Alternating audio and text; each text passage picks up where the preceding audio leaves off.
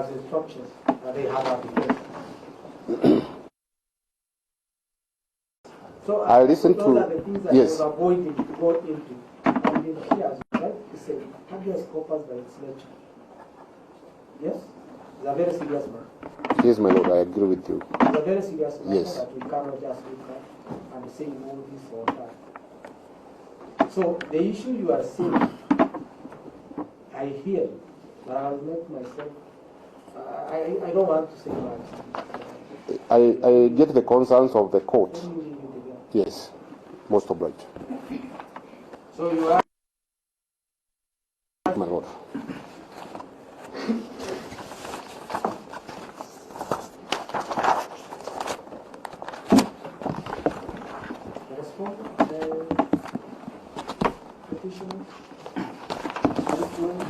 Yes, my lord.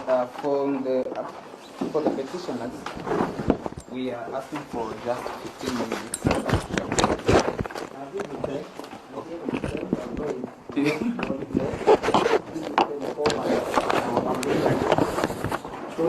I'm very grateful for this. So I'm giving them officially that I allow them on the situation. Okay, my lord. But firstly, So you oppose the application? yes, my lord. We oppose their application. We have since filed, and we rely on our replying affidavit sworn on the 16th, which has also been served on all the respondents. Give me a minute. Okay, my lord.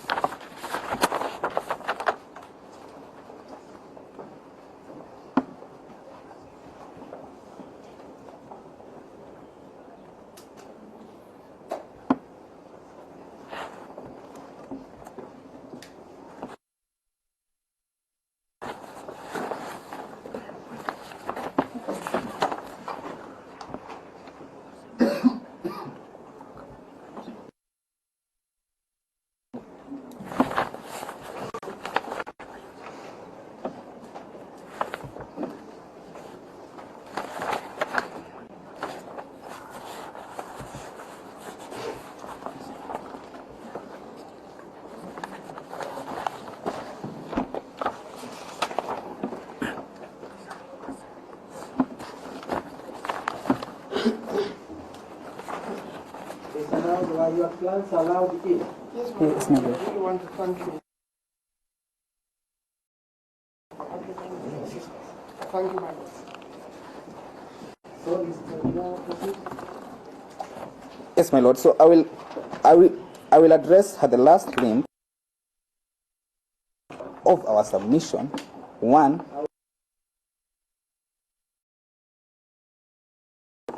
So organize your thoughts.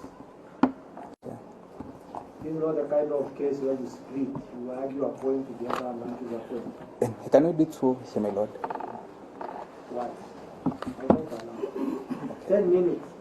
Yes, my lord. By the time you change positions, no, my lord. 3 minutes have gone.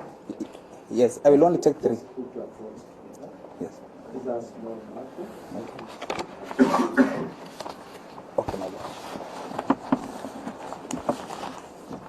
I'm giving you a minute to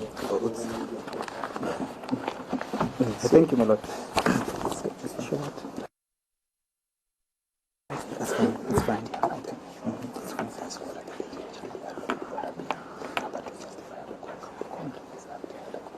Okay, yeah, it's fine. That's fine, my lord. I'll go. Sure, my lord. I will start on the first ground on the powers of this court to grant interim reliefs. It has been claimed that they are final in nature and that they occasioned miscarriage of justice.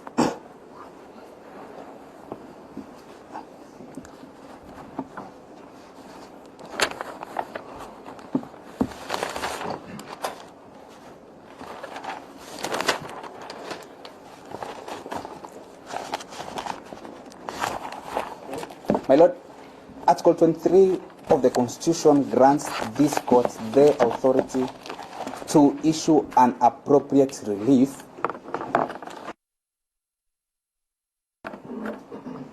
including interim reliefs.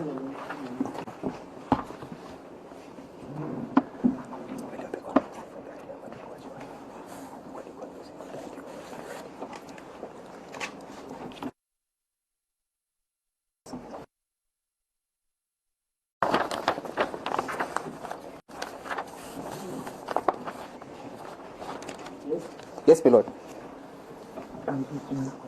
This court and also the apex court, that's the Supreme Court of Kenya, has interpreted that provision in Gatirau Peter Munya versus Dixon Mwenda of 2014, application number 5 of 2014 at paragraph 86, that interim reliefs are issued so as to enforce the Constitution and they are public in nature.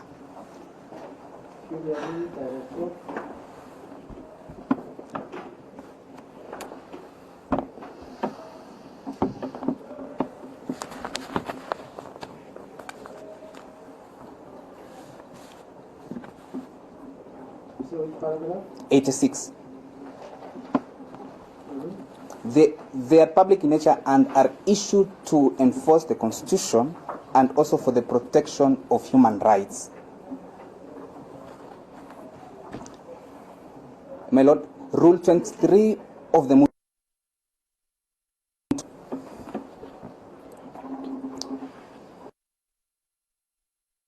ex parte interim reliefs. 23.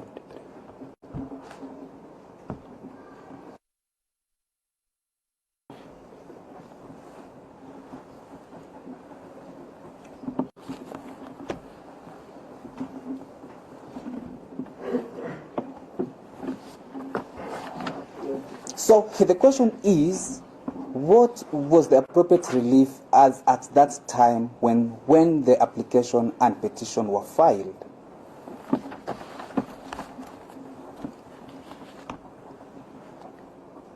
In that application and petition, the first petitioner alleges that the second to fourth petitioners are missing, and therefore ask for a habeas corpus order requiring them to be produced.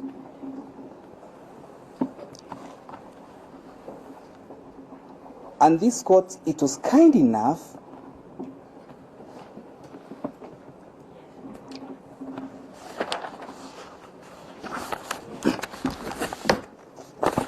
and ordered that they be released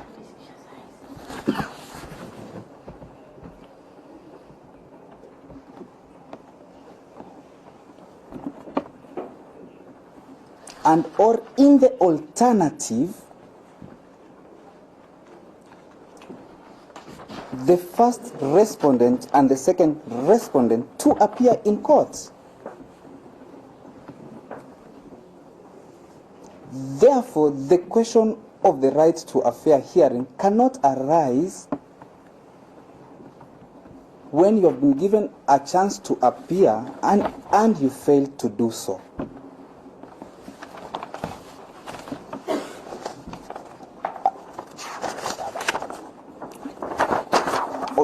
On that point, my Lord, I will rely on the decision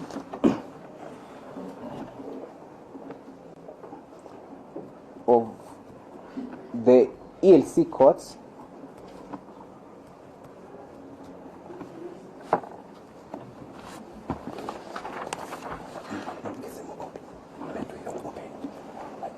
Andrew Ndaba Karanja, ELC E201 of 2022 at paragraph 66.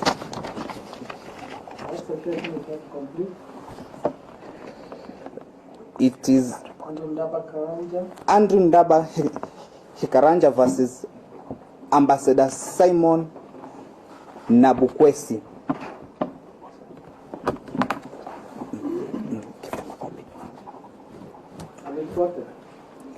It is ELC number E201 of 2022. So I'm saying it is unreported. Yes, it's a recent decision. Sure, my Lord. It was delivered yesterday. Yes. Yes, it was delivered yesterday. You are not in that.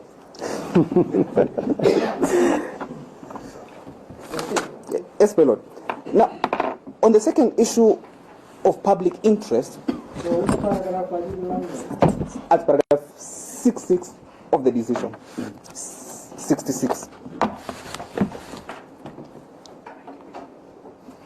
I hope you have freedom your colleagues. Lord, I've been gifted with a tablet. I hope I can keep it. That's not on my folder.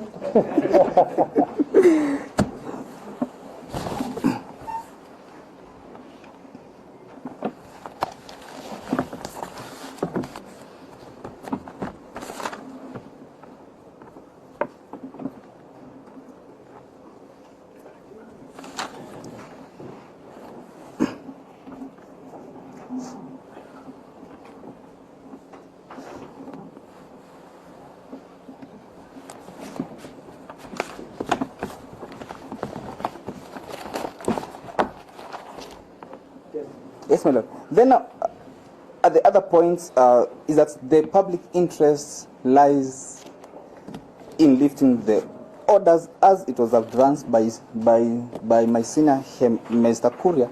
We submit that that is not the case.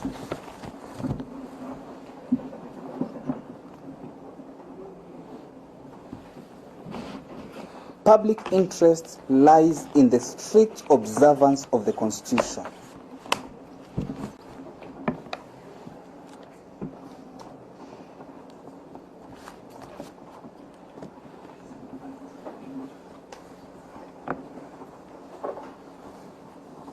Article 238 lays down the principles of national security, which includes the respect of the Constitution and its values. When the right to life is threatened, Article 238 of the Constitution lays down the principles of national security, and this includes the respect of the Constitution and the values and principles. The respect of the Constitution, the rule of law, and the national values and principles. My Lord. You put respect to Article 10. Sure, my Lord. Sure, my Lord. Yes. Is that the way to put it? Yes, my Lord. Repeating those things. Yes. Yes, we can summarize it as the Response in Article 10. Yes. So, my Lord, when the right to life is threatened, public interest lies in holding the security agencies accountable. One of such ways is giving them a chance to come and explain. Your order issued on the 8th does that, my Lord. Now I'll go to the second issue on service, where much time has been spent on it.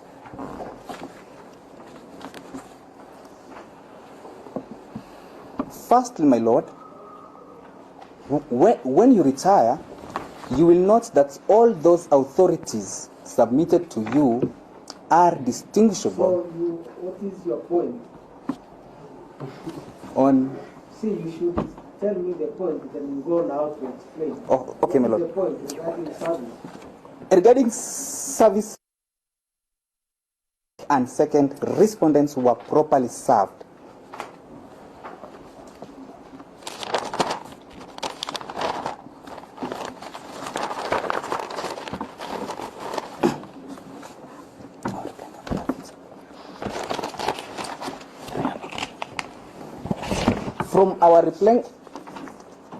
From our replying affidavits, my lord. You can now go to those divisions. Okay, my lord. Okay. So that you don't lose Sort of this. So the point that I was advancing, that the authorities submitted before you, they are distinguishable and inapplicable in this scenario.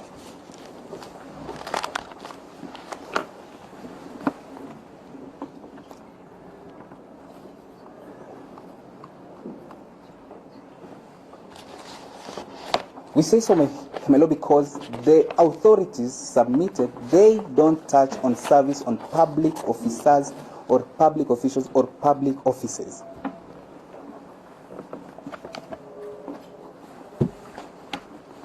They are all personal disputes in civil and commercial.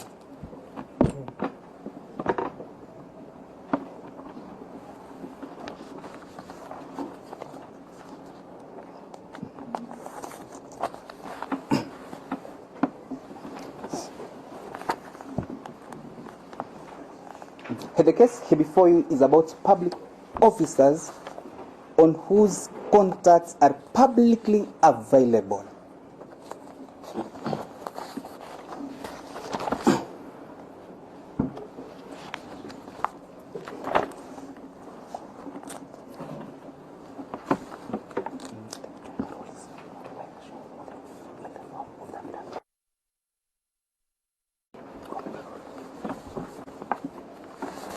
Yes, my lord.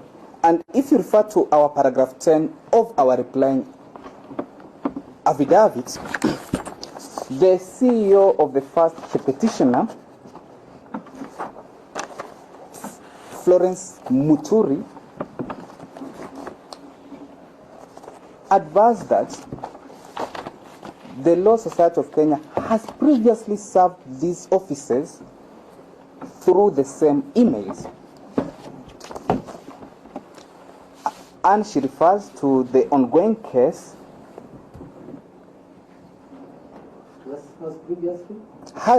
has previously served court documents to the same respondents using the same email addresses.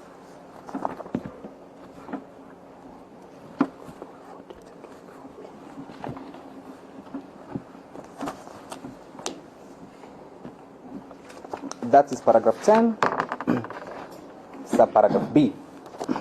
And she lists down the case number. Paragraph 10, she refers to the last known addresses of these public officers. And she avers that when the first petitioner filed High Court petition number E714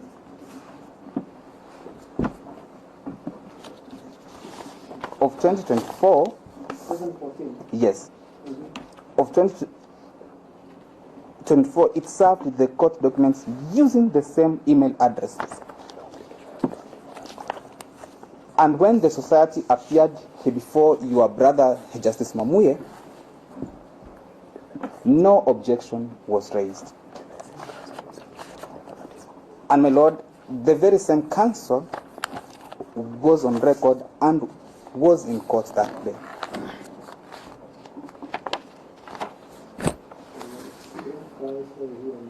Of course. Senior Counsel Nyamodi. He was representing the very same parties.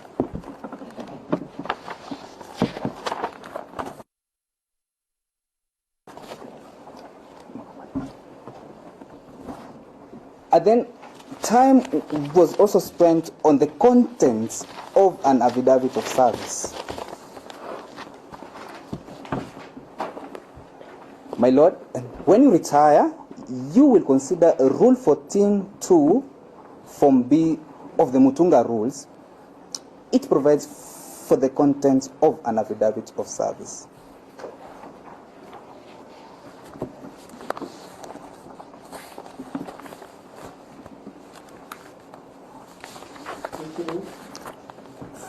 Form B issued under Rule 14, Sub-Rule 2. So, Mutunga Rules 14C.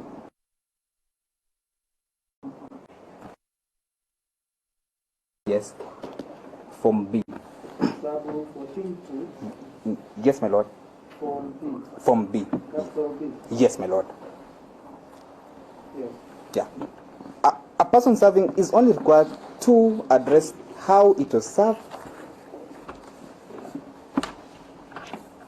with no extra requirements of extracts.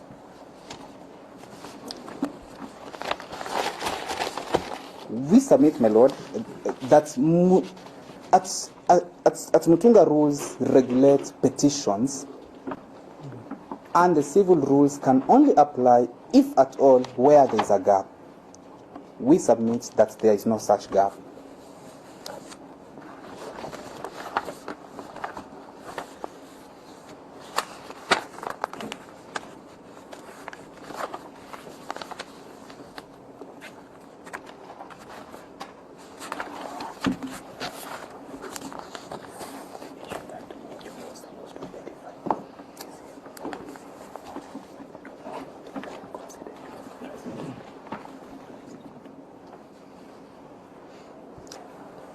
And lastly, my Lord, I was just about to ask.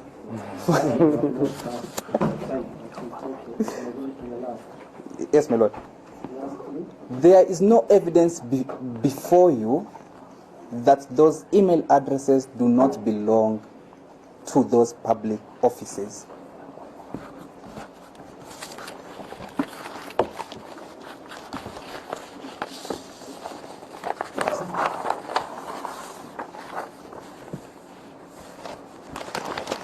Article 245 of the Constitution establishes the office of the IG of Police and in the National Police Service, and he is the commander. He is the one responsible. That is the first respondent. Respondent. Yes, my Lord.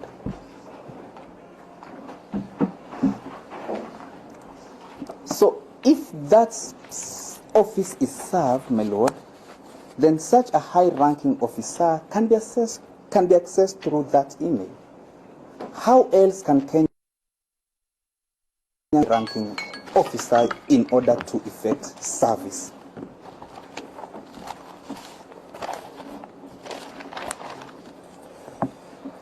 I will end, my Lord, by referring to a decision that I am the youngest here on the bar.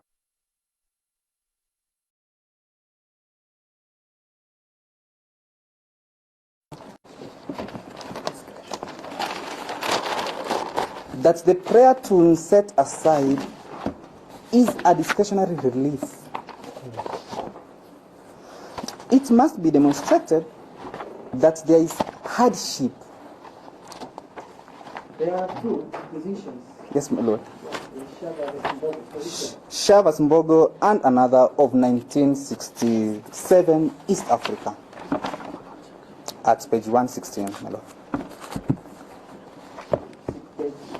116.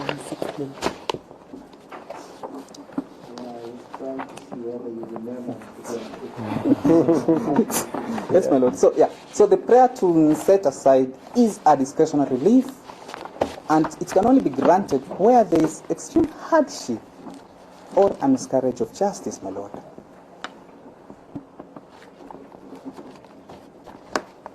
but they cannot be delivered or granted where they are being sought to obstruct the delivery of justice. Kenyans, my lord, and the families of the second to fourth petitioners want to know where their siblings are.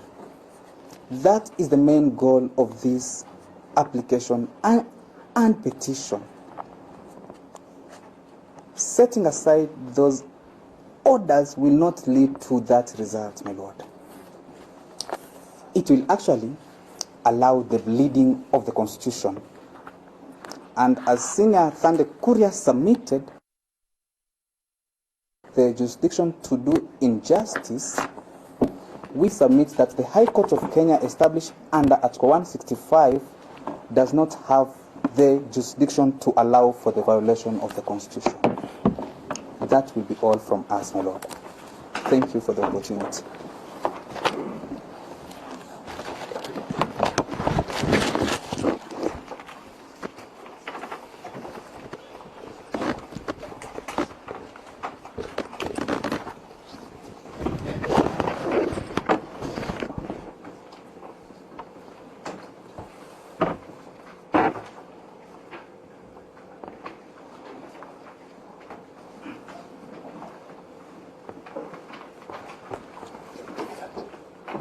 So what is your prayer? My prayer, my lord, is that the application be dismissed, my lord, and the orders granted and that thing be confirmed.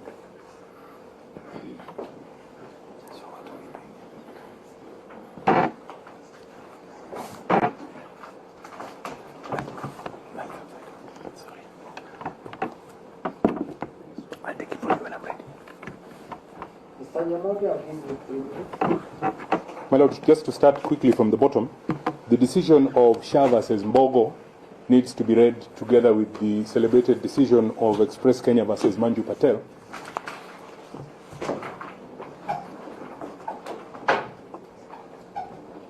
And in that decision by the Court of Appeal at the apex court of this country at the time, Shah versus Mbogo, read together with Express Kenya versus Manju Patel, and understood. read and understood together with Express Kenya. With Express Kenya versus Manju Patel. Manu or Manju? Manju, M-A-N-J-U. Yes. Where it was held that where it is... Citation. I beg your pardon? Give me citation. I don't have the citation. I know the decision because I have relied on it before, but I didn't know I was going to use it because I had it 2 minutes ago. So you're asking me to go and look for the citation? I can supply it to your court clerk. No, it's okay. I'll get it. Where it is held, my lord, that where it is established that service was not effected. So that where It is established that service was not effected. that service Then the orders made by the court should be set aside ex debito justitia as a matter of right, as a debt to justice.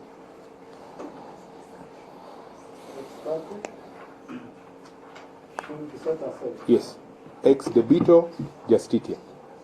That's what Omondi says. Is it Omondi? The other one he said Patrick. Yes, that is what it says. My lord, the reference to Rule 14 of the Mutunga Rules As a matter of right. as a matter of right. My lord, the reference to Rule 14 by Learned Counsel for the petitioners is an afterthought. The evidence of service, and I will come, of the Mutunga Rules is an afterthought. Because the evidence of service is the affidavit of service of Noel Oduori of the sworn on the 13th of this month. And in that affidavit of service, the law or the procedure directing service, according to the deponent, is Order 5, Rule 22, B and C. Order 5. Rule 22, B and C. And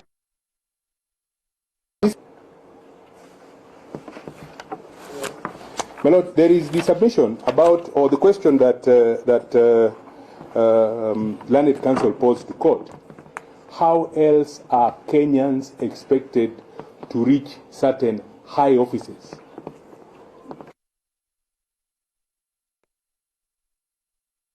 Inferior quality of service that the petitioners have answered. It cannot be then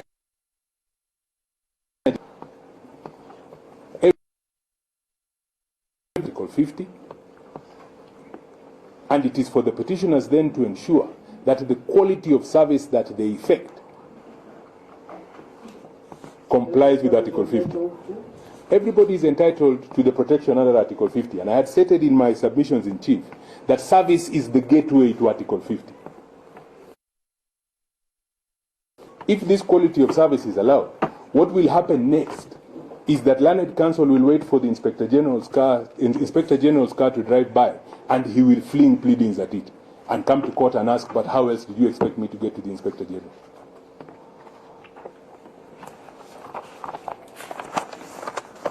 My Lord, the responsibility to effect service is on the officer authorized by the court to effect service.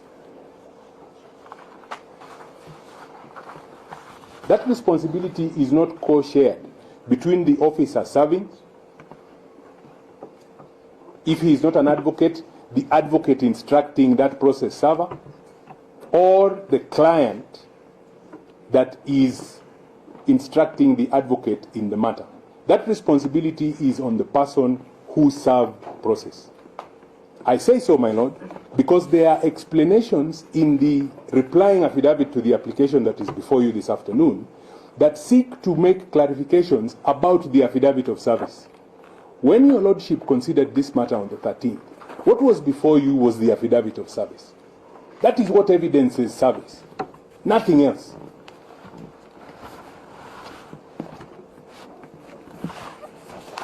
My Lord, paragraphs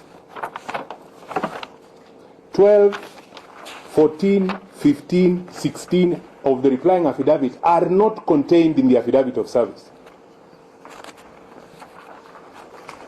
And because I have submitted that that responsibility is not co-shared, it is important for me to submit that those are not averments by the process server.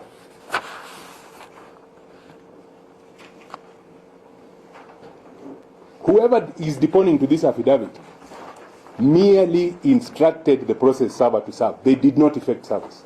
Mr. Yamodi, you are knowing hand, you notice I'm looking for something. So you don't expect me to record you. Most obliged, my Lord. I'm looking for the affidavit of service.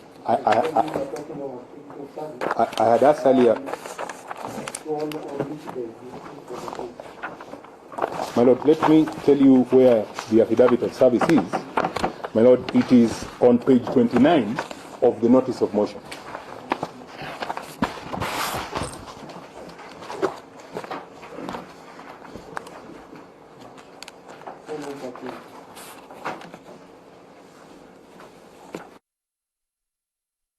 My Lord, that is the proof of service. And really nothing else can be the proof of service. Any explanations rendered after the fact are after the fact's attempts to improve the poor quality of service that is not in compliance with the law. My Lord, there was a very innovative submission by my learned colleague that the authorities that were cited are distinguishable because they do not relate to service on public officers or holders of constitutional offices. Again, I repeat what I have said, and I think I'm saying it now for the third time. Service is the gateway to Article 50. And for that innovative submission to hold water, then Learned Counsel was obliged to put before your Lordship that constitutional office or holders or high office holders are then not entitled to the protection under Article 50. Because what he is suggesting is an inferior quality of service.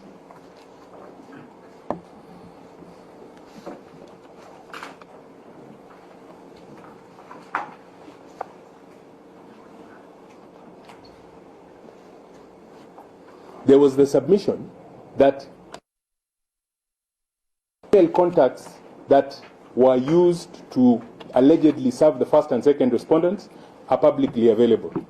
It was important, and this is why I wish to cross-examine the deponent of the affidavit, that that averment should have been made in the affidavit in support or in the affidavit of service.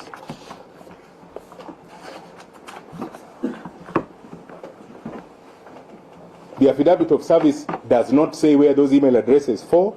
There is an attempt to explain where they are from in the replying affidavit, and I have stated that service is an issue to be confirmed and evidenced by the process server.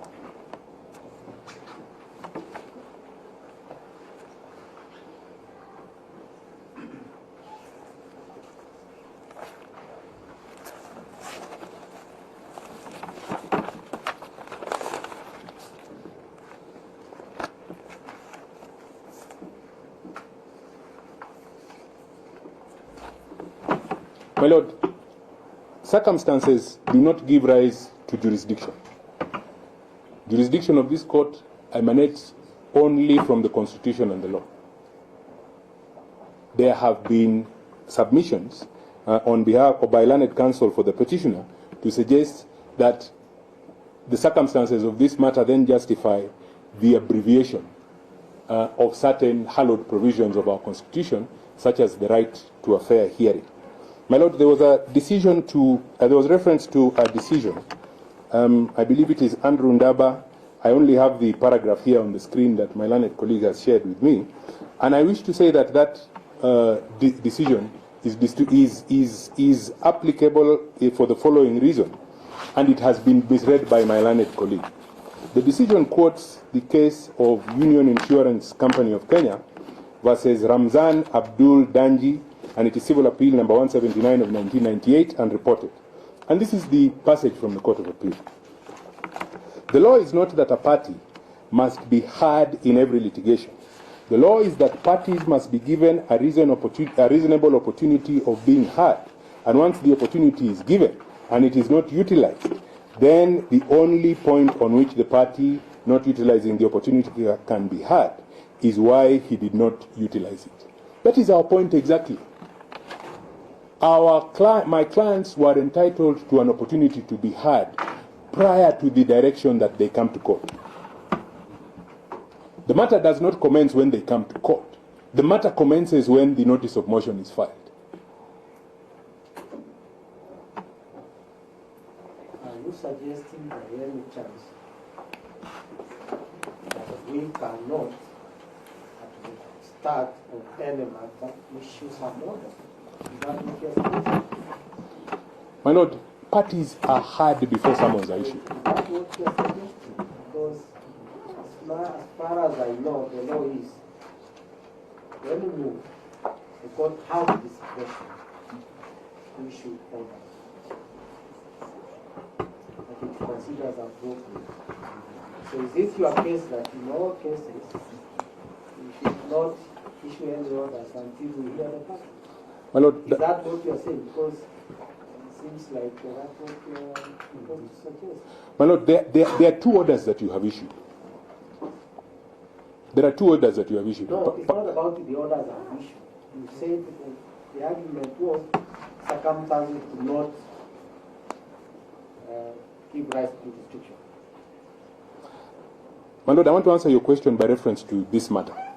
Go ahead, I'm listening. In this matter, you have issued a habeas corpus, Correct. which has concluded the notice of motion. Yes. You have attend. I am saying that in respect of before the habeas corpus is issued, they are entitled to be heard. And before you direct that they attend, they are entitled to be heard either directly or by counsel. What law says? Article 50. The right to be heard. You know the case. Corpus, so that now, that's the argument. Let me record it. We submit that Before orders are or issued habeas corpus and attendance, and attendance yes, are issued, a party is elected to be heard.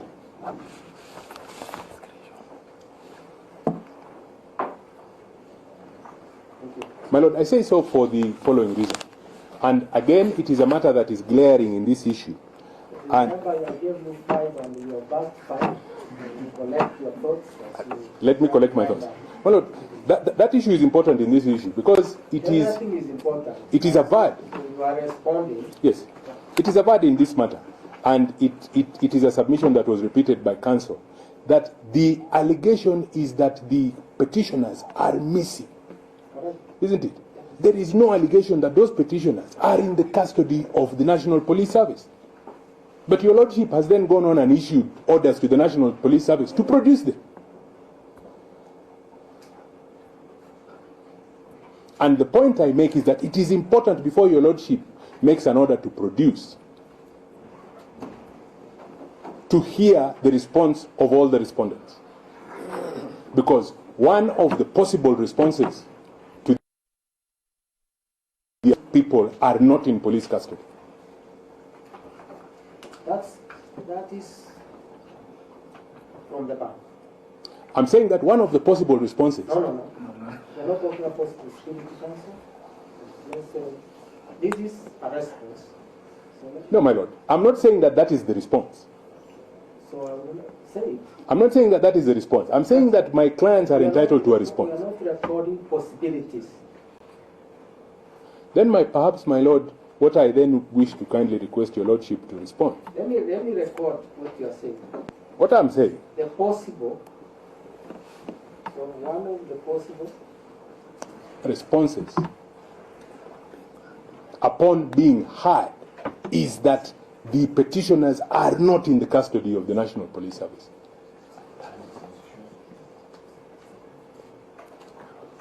But my Lord, having ordered that they be produced by the respondents. It's not all the petitioners. Is corrected. Second to fourth. I stand corrected, my Lord. No, the Law Society is a body corporate. That's the submission. And I am a member of the society. Yes. The second to fourth. Because the fifth petitioner is no longer a party. Are not in the custody.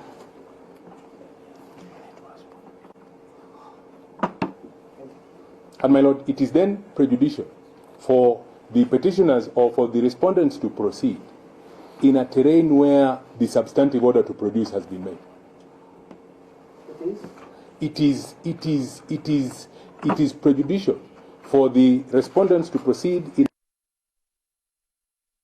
produce has been made, the first and second respondents. And my Lord, because what the matter then becomes is not to produce them, but where are they? That is the effect that ex parte order.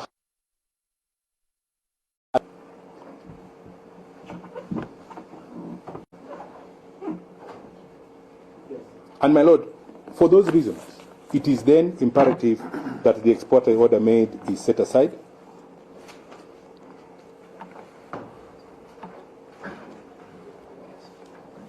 The interpretation of Article 22 and 23 in Peter Munya, again, does not then give the court the ability to abbreviate the proceedings in the manner in which the petitioner has invited it to do. And I beseech you, my Lord, to allow the notice of motion that is before you this afternoon in terms of prayers.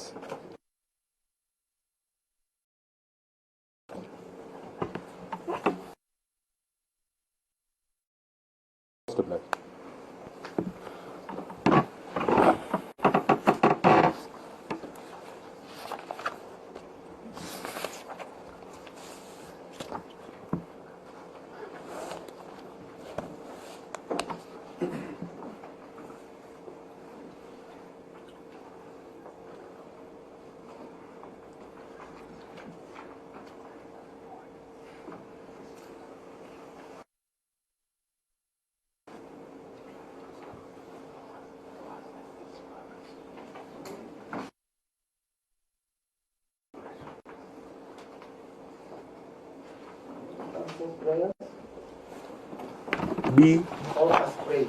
aspirate.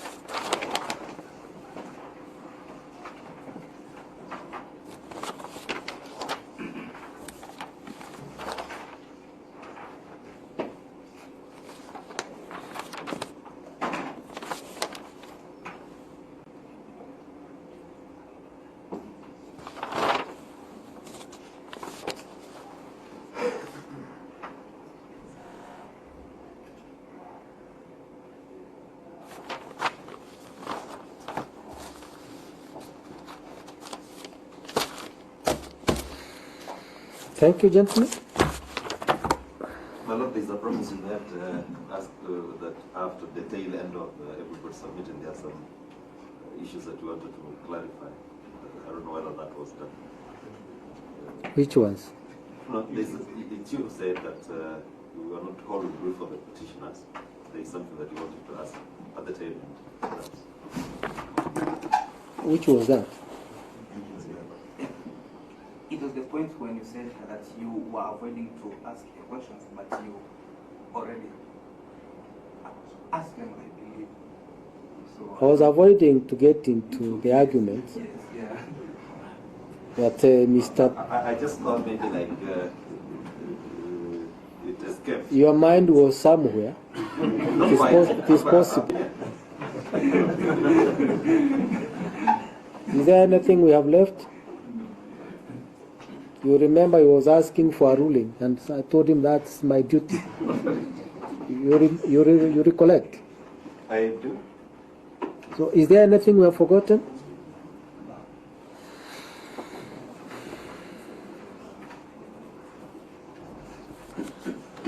Robert?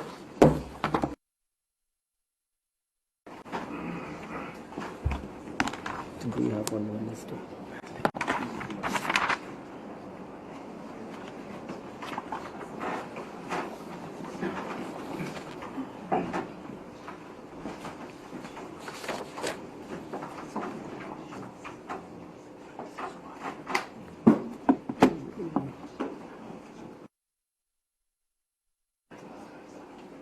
We have something on Thursday.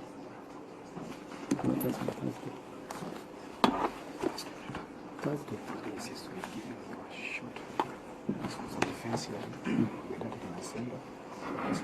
We had it in December.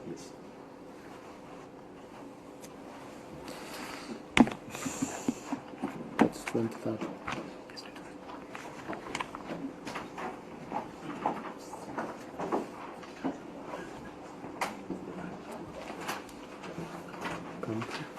Up to 11.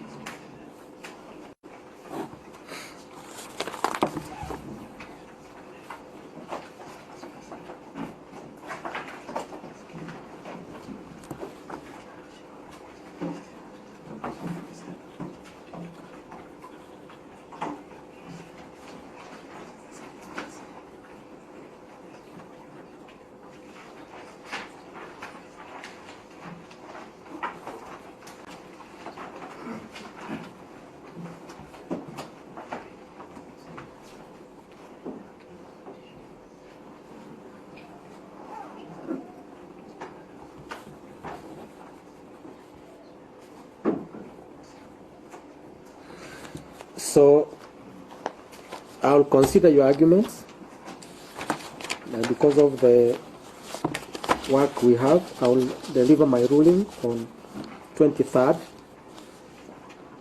this month at 11 a.m. in open court. The orders issued on 8th and reaffirmed on 13th remain in force until then.